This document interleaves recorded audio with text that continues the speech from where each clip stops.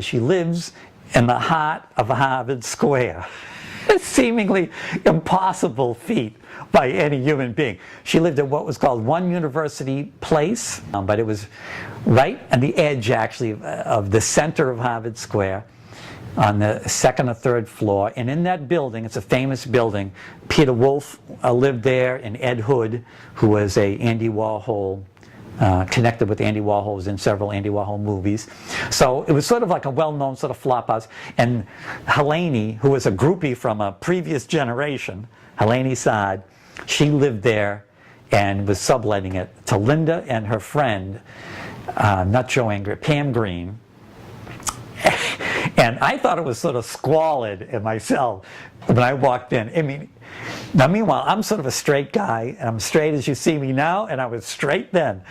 And I walk into Miss Lynn and Pam, and they were just, well, they were groupies, let's be truthful here, and that's what it seemed like.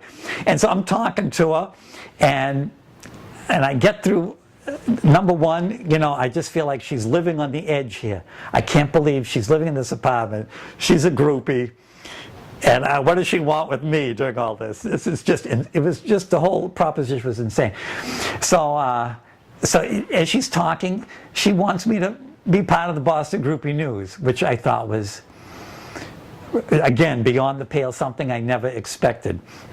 But it was typical of me, because I never asked to be on WTBS. Tom Lane asked me. Never did ask me in the Groupie News. I was asked. Never asked to be in WLYN. They asked me. Everything I've done my whole life, people have asked me. So it should be no surprise. I'm very passive aggressive. So whenever anyone asked me, for years, I never said no.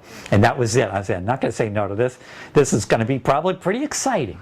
And I was in it for the excitement. And those were exciting times.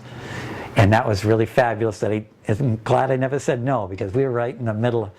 Talk about being in the middle of the action. With the Groupie News, we were in the middle of the action.